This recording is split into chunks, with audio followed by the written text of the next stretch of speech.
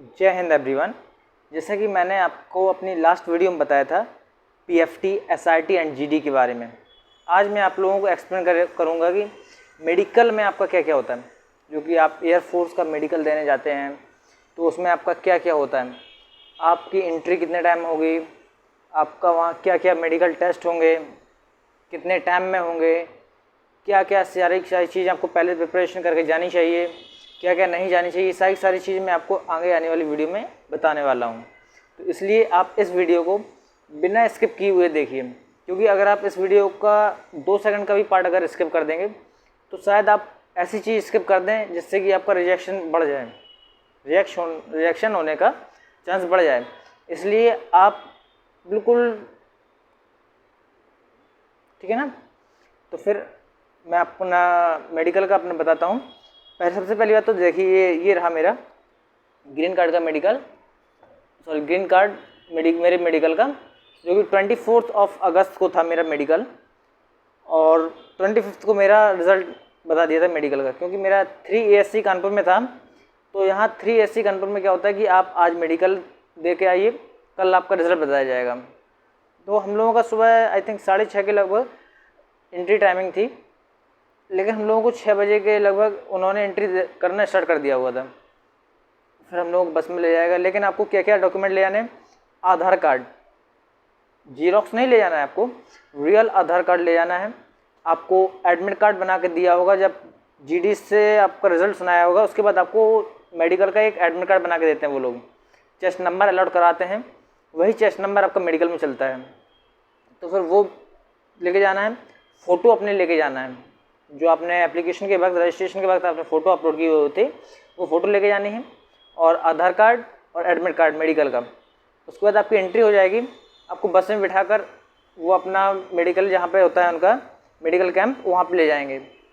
उसके बाद आपको वो पहले से ही इंस्ट्रक्शन दे देते हैं कि आपका जिस दिन मेडिकल है उसके लास्ट 24 आवर्स आप कुछ भी नहीं खाने का, आपको भूखा रहना होता है।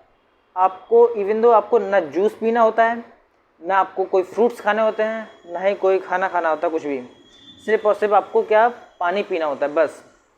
सिर्फ 14 घंटे सिर्फ। अंडरस्टैंड। हम आते हैं अपने नेक्स्ट पॉइंट पर। ऐसा क्यों करते हैं?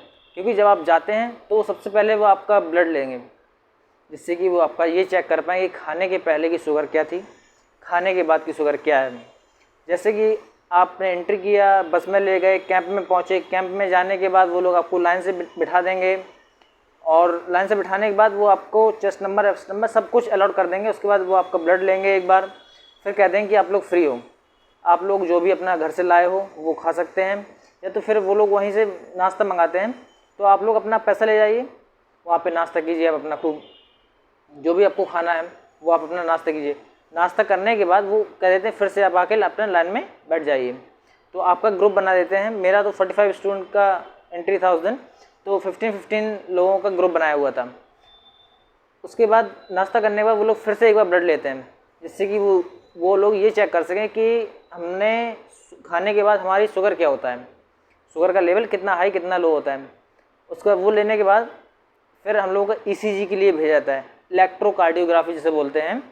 तो आप लोग उसमें बिल्कुल शांत रहिए, क्योंकि आपका जितना तेज़ आप भड़बड़ाएंगे अंदर से, उतने तेज़ आपकी हार्ट बीट्स होंगे, तो वो वहाँ पे सही नहीं रहता है। इसलिए आप वहाँ पे जाइए बिल्कुल शांत स्वभाव से, पानी आनी पी के जाना, आराम से रेस्ट करके। ये नहीं है कि बहुत जल्दी जल्दी कराते हैं वहाँ पे, नहीं, आराम से, बहुत आराम से आप वहाँ पे ECG कराइए जाके। ECG कराने के बाद आप जब आएंगे वापस, तो आपका वहाँ पे हियरिंग टेस्ट होगा। हियरिंग टेस्ट के बाद आपका आई साइट चेक होगा। आँखों के टेस्ट में क्या क्या कराते हैं वो लोग, सुनिए। Far point, near point, colour blindness, ये सारी चीज़ें वो लोग चेक करते हैं। आपकी आँख मतलब वो दूर लगा देंगे, वो कहेंगे अब ये पढ़ो, ये पढ़ो, ये पढ़ो, तो आपको पढ़ना होता है। पास में कलर ब्लाइंडनेस वो लोग कैसे चेक करते हैं? कलर ब्लाइंडनेस चेक करने के उनके पास एक बुक होती है। बुक में वो लोग ये कहेंगे कि इसमें कोई डायग्राम बना है सपोज, तो उसमें आप उंगली फेरिए कि क्या ये डायग्राम है, या उसमें नंबर लिखा होगा 5, 6, ABCD कुछ भी लिखा होगा, आपको वो पढ़ना होता है। पढ़िए। और उसके बाद 1-2 लाइन भी पढ़ाते हैं वो लोग, छोटी छोटी लाइन लिखता है, जिससे कि वो आप पढ़ सकें। आपकी एक आँख बंद कर लेंगे, फिर दूसरी आँख बंद कर देंगे, आपकी एक आँख से देखना होता है आपको। और उसके बाद जब आपका ये आँखों का टेस्ट हो जाता है, उसके बाद फिर आपके लिए उसके बाद आपको भेजते हैं एक्सरे के लिए।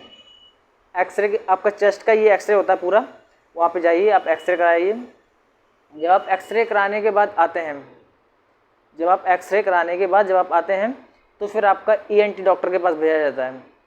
ENT स्पेशलिस्ट जो होते हैं वहाँ पे मेडिकल ऑफिसर, तो ENT वाले जो लोग होते हैं आपका माइल्ड चीज़ चेक करते हैं। आपको वो लोग पहले से कह के आएंगे कि कानों में आप अपना वैक्स करा के आइए।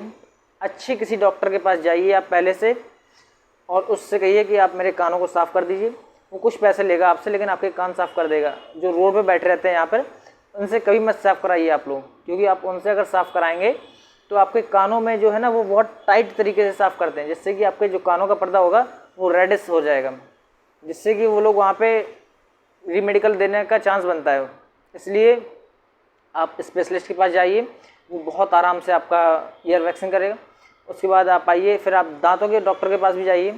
आप पहले से ही प्रिपरेशन करके आइए कुछ, जैसे कि आपका कान साफ़ हुआ, अपने दांतों को चेक करा के जाइए, दांत साफ़ करा के जाइए। अगर आपके दांत में कीड़ा लगा हुआ है तो आप उसको निकलवाइए, फिलिंग कराइए दांत को, तब आप जाइए, क्योंकि इनके सारे के सारे पॉइंट्स मिलते हैं। और उसके बाद आप अपनी पूरी बॉडी को हाइजीन करके जाइए। ये बहुत इंपॉर्टेंट होता है कि आप पूरी बॉडी को हाइजीन करके जाएं, अंडरस्टैंड। और वो आपको पहले से इंस्ट्रक्शंस दे देते हैं कि आपको ये करके आना है, जैसे कि कानों का, दांतों का, नोज़ का, और बॉडी पार्ट्स पे जो हेयर्स होते हैं वो सारे आपको क्लीन करके जाना होता है। अब आते हैं हम लोग नेक्स्ट पॉइंट पर। ENT हो गया। ENT में वो लोग आपका क्या आँख भी चेक करते हैं, कान भी चेक करते हैं, नाक भी चेक करते हैं, थ्रोट मतलब ये गला भी चेक करते हैं कि कितना क्या है कितना क्या नहीं है। सारा का सारा चेक करने के बाद वो आपको पास कर देंगे। वहाँ से वो आपसे कुछ नहीं कहते, आपका ये पूरा मेडिकल होगा। ये नहीं कहेंगे कि 20 से ही आप आउट हो गए, नहीं, ऐसा कुछ नहीं है। पूरा आपका मेडिकल चेकअप होगा।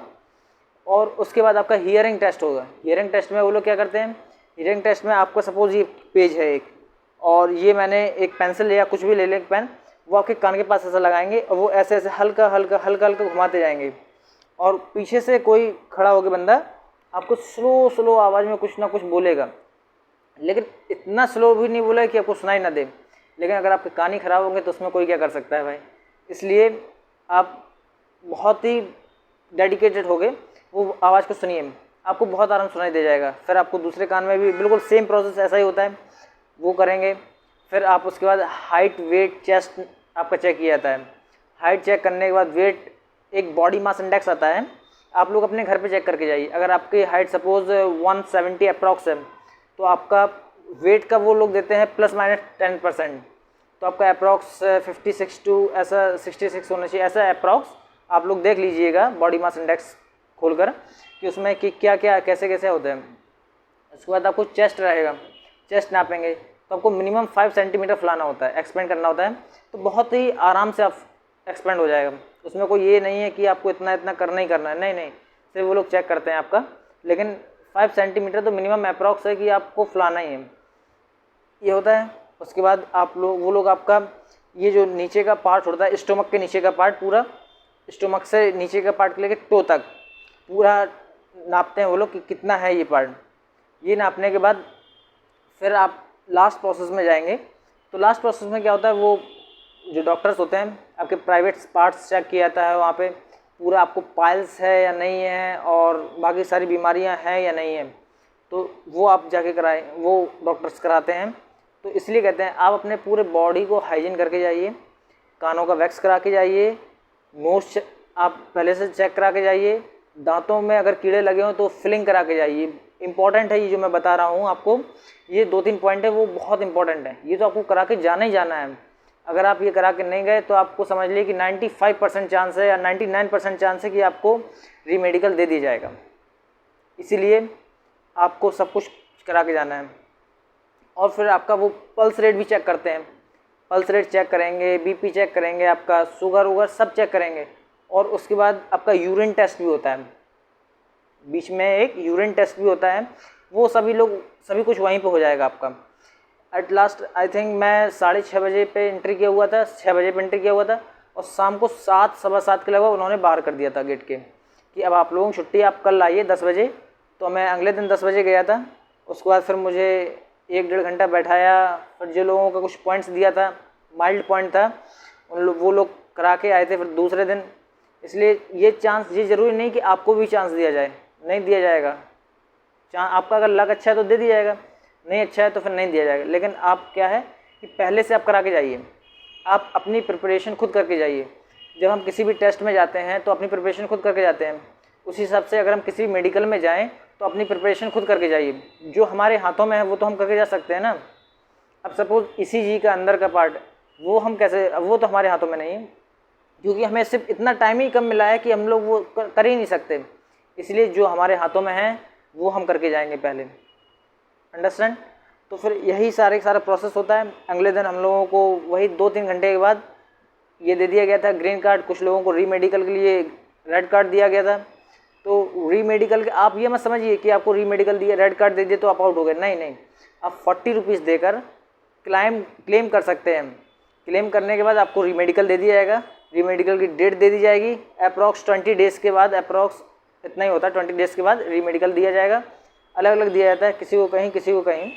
तो फिर मेरा तो खैर ग्रीन कार्ड हो गया है, तो अब मेरे को अब PSL का वेट करना है, जो कि आई थिंक 1 दिसंबर को आ जाएगा। PSL का वेट करने के बाद हम लोग इनरोलमेंट का वेट करेंगे, इनरोलमेंट आ जाएगा, फिर उसके बाद 30 दिसंबर को हम लोगों का ज्वाइनिंग हो जाएगा। तो यही था फ्रेंड्स कि आप सभी लोग, आपके हाथ में जो भी है वो आप करा के जाइए, और बाकी सारा ऊपर वाले के हाथ में है। ओके फ्रेंड्स, तो एट लास्ट, जय Hind, thank you for watching this video and like, share and subscribe this channel. Okay friends, thank you.